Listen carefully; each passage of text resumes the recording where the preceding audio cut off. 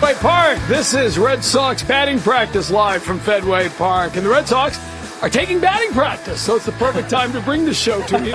Tom Caron along with Will Middlebrooks to begin. This, of course, part of our Monster Week coverage.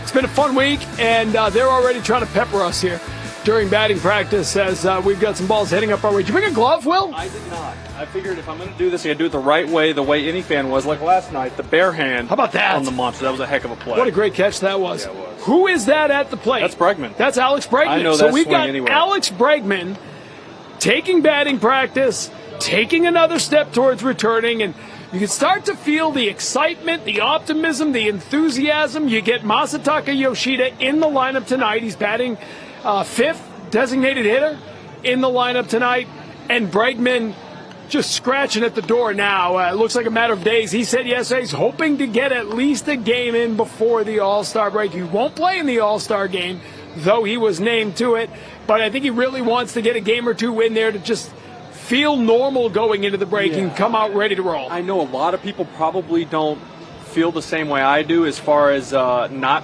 wanting him to just skip a rehab assignment and just get here, but I think if anybody can do that, it's a type of player like Bregman, who is just in it every day. He's in it every pitch. You see him on the bench with the guys. You know he's stuck to his routine and been swinging the bat a lot. Who knows if he's using the traject system down in there to face real pitching or not. But he feels like a guy that wouldn't need a rehab assignment, and you would just use him any way you could have him.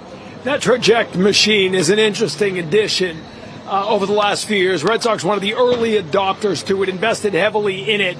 And it literally gives the hitter the ability to look at any pitcher, any pitch, see it come out of his hand, work on the timing. So really it's just a matter of conditioning, and you know that Bregman's in game shape from the minute he hits the ballpark. Yeah, the scary part with a hamstring or a quad like he has or an oblique is game speed, right? You can't really replicate that in batting practice. Even when he's out here running the bases, we'll say quote-unquote quote hard. It's not the same as putting it in last gear when that adrenaline kicks in during the game. So that'll be something to pay attention to if he does get back before the break, which is weeks before we thought we'd have him back. No doubt about that. And we thought it'd be the 58 games that he missed a few years back with the Astros, and generally as you age, you don't come back from injuries quicker.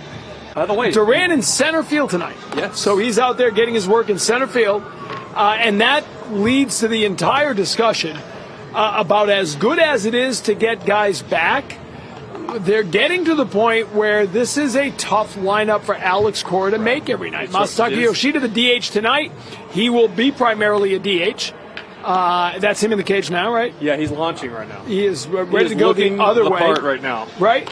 But with him as DH, and one would assume Ref Snyder will probably alternate with him, lefty-righty. You've got Anthony in left field, his first game there, starting to get some time in left field. Bregman coming back. It gets harder to get everybody playing time. Well, all of a sudden you start looking at multiple platoons across. But it's a good problem to have when everyone's swinging the bat well like they are right now. When you're looking at Romy and Marcelo with the righty-lefty matchup. And I think, look, at this point, I know Marcelo's playing tonight, but Romy has earned the right to start facing some righties the way he's swinging it. Obviously, 4 lefties in a row isn't normal. You don't see that very often. So Marcelo didn't start 4 games in a row. But how could you when Romy's the 4th best hitter in all of baseball, right, against lefties, which is insane to even think about. Romy had the longest home run hit by anybody at Fenway Park for 24 hours. Yeah. And Jarren Duran said, thanks. Hold my beer. Hold my beer, like Lou said. That was a good line by Lou Merloni last night. Team's hitting 10-plus hits now in 6 consecutive games. We've been talking about, the line drive approach. What it really means more than anything, strikeouts are down. Yes. Alex Cora talked about it again yesterday. I've been using that stat for 2 months now. When they strike out 10 or more times, they're, we got like a 33% winning percentage. Add an error or two to that, unearned run. No, that's where the 1-run losses come from, right? And so they're not striking out. And more importantly, and we were talking about this yesterday with David Hamilton at the Bo Sox Club luncheon. He was talking about that. It's not just the lower strikeouts. It's they're not striking out with runners in scoring position. Exactly. And that's what they had led the league in earlier. About a month ago, they're striking out with runners in scoring position more than anybody, and there's nothing that kills a rally more than a strikeout with men on. And, it's something, TC, there's been a major shift in approach and plan with these hitters. It's been it's almost like a 1980s, 1990s style baseball of just put the ball in play, a line drive mentality, gap to gap. Finally, it seems like they're okay taking singles. Singles felt like a sin there for a while because of this era of baseball. Everything's pull, launch, hit it in the air as hard as you can. And sometimes your roster's just not built with players like that. There's not the big thumpers in the middle of this lineup. Now, you're going to get Bregman back. That helps. Even Masa's not a big thumper. He's more of a contact guy. He'll add more to that approach, but it works with this roster. And this is the style of play they will need to continue to play if they want to continue to win games. Masataka Yoshida ready to make his 2025 debut tonight. Just saw him in the cage. Alex Bregman stepping back in as he gets ready for his return from the quad injury. How do you think they cycle guys around the outfield? You know, Anthony, again tonight with Duran and center, Rafaela, who's been red hot, he gets the night off. Abreu didn't play last night. I mean, again, there's no such thing as having too many good players. Right. But, you know, you had 3 straight lefties the other day facing the Red Sox. Marcelo Meyer didn't start a game for 3 days. That's not what you want, a young, developing star. You don't want that to happen to him. I think we have to be very honest with ourselves in this situation and say, number one, they're going to play the hot hands, whoever's swinging it the best at the moment. And I think there's going to be a move that happens in the next 2.5, 3 weeks.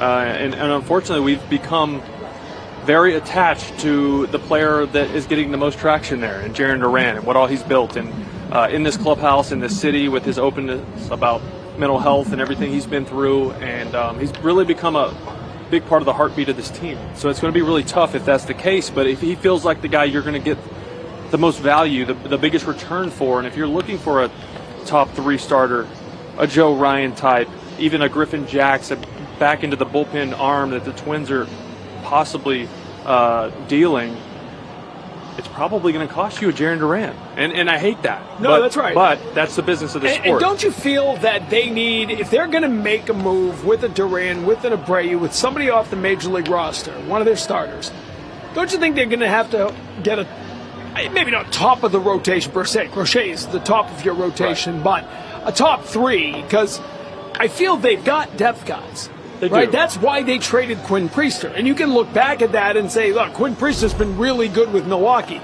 But they looked at Quinn Priester, and I don't think you can argue that when they made the trade, they had guys like that, Richard Fitz and Hunter Dobbins, and guys who were coming up, and the Sandlin's coming up behind them. They've got the depth guys.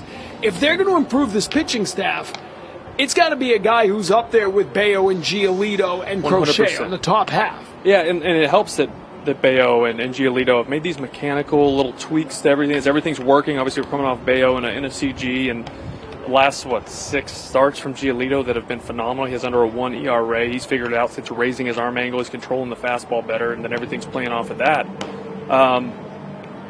But I think at this point, if you're adding someone, you're looking for someone to throw in the first 3 games of a playoff series. That's someone you're adding for that reason, because if you're going to move a Jarren Duran. Exactly. Right? Exactly. So you're looking for a guy who can contribute and help you win a playoff series, not just be a long guy out of the pen in the bullpen or in the playoffs. Tonight's going to be fun. Roman Anthony in left field, down there at the base of the monster right now, getting in some work. It's different. You know, you talk to guys who play left field, especially guys who haven't played a lot here, and again, they've got one in Portland. They've got one it's the opposite field, it's right field, but in Worcester, you know, so they've got experience. JetBlue Park has almost an identical one. But in a game with a crowd, you know, some things about playing left field here at Fenway are easy. There's a wall behind you, right? You're not going to have to run around and chase it. It's going to bounce back to you. You know, the shortstop's backing you up more often than an outfielder's backing you up. But when you talk to guys, it's all about going into that corner where the garage door is. It's arena ball, right? There's 2 big walls. The ball swirls back into play sometimes behind you. How weird is that corner? You've hit it as an infielder running out there. Tell me a little about playing that left field corner at Fenway. The left field corner is tough, man. Like you said, the wind. To me, you watch games now, you see the visiting players, they overrun fly balls all the time. Like it's almost like once a week when we're here on homestands. But to me, it's all the factors that the wall represents. You have the ladder. I heard Johnny Gums talk about it yesterday. There's dead spots in the wall that you learn to play that's not going to hit as hard or not go as far back into play. Those are the little things that make a big difference. Holding a guy, going to second base automatically, holding them to a single. Those are the little advantages that when you get good at the wall, like Benintendi was nasty at it. Like he held guys to singles all the time. It wasn't an automatic double. So when you get guys that really learn how to play the wall well, it's a game changer and a huge home field advantage. If you can come out of a trade deadline and add a starting pitcher and put these names that we're talking about in AAA, that is always your biggest concern in August and September, is guys wearing down and not having enough pitching. There's no more, which I hate, there's no more waiver trade deadline in August. I wish that they would bring that back. Where in the month of August you can still pull off some trades, clear waivers, but you can't. So on July 31st, you better have pitching stashed. You better have depth if you plan on kind of playing meaningful games in September and getting to October. That would be one way to do it. Bregman coming back. He's an all-star, not going to play in the all-star game. Crochet going to the all-star game as well. And Chapman going to the all-star game. Bregman is trying to get back this weekend before the all-star break. I think he wants probably the peace of mind, right, to be able to go into the all-star break, having gotten a game or two or whatever it is under his belt, then come out of it feeling normal. I'm just ready to go. That's great. What does he mean to this team at this point? Because when we talk about these guys coming back, we're kind of looking at a lot of outfield and a lot of, but when he comes back and is your third baseman every day, I mean, they've been doing all this without him. He makes the offense. Well, what it does is it puts, Alex has done a nice job mixing and matching, right? As we've seen, Nate Eaton at third base against lefties, or Marcelo out there against righties. But you're still looking for, Trevor Story's been at shortstop. By putting Alex Bregman at third every single day, your left side of the infield is set. Now you can, now it's just maybe Romy and Toro at first base. And you don't have to worry about one of them going to third or Nate Eaton going to third. It's the everyday player, the veteran guy like Bregman. Plus, it's meaningful ball games. We keep talking about this stretch after the deadline. You do have a lot, after the All-Star break, you do have a lot of young kids. So when you roll into Chicago and Philly, and the Dodgers come into town, it's nice to have that one dude that you can look at in your dugout and just look at the calmness in his face. Like, guys, it's just another game. I don't care who they are. Let's go play 9 innings. And I think that leadership. And then plus, he's a great hitter. You always. I'm a little concerned because we've done this before, right? Every deadline, guys coming back, and we're like, oh, Casas is coming back, Story's coming back. Well, they haven't played in 4 months. Right. And there's always that transition of a couple of weeks not really looking like themselves. So I do worry a little bit about that when it comes to Yoshida and when it comes to Bregman. And then I looked in 2021 when Bregman came back after missing 50, 60 games, and he had 410 games. So I don't know what to expect from him.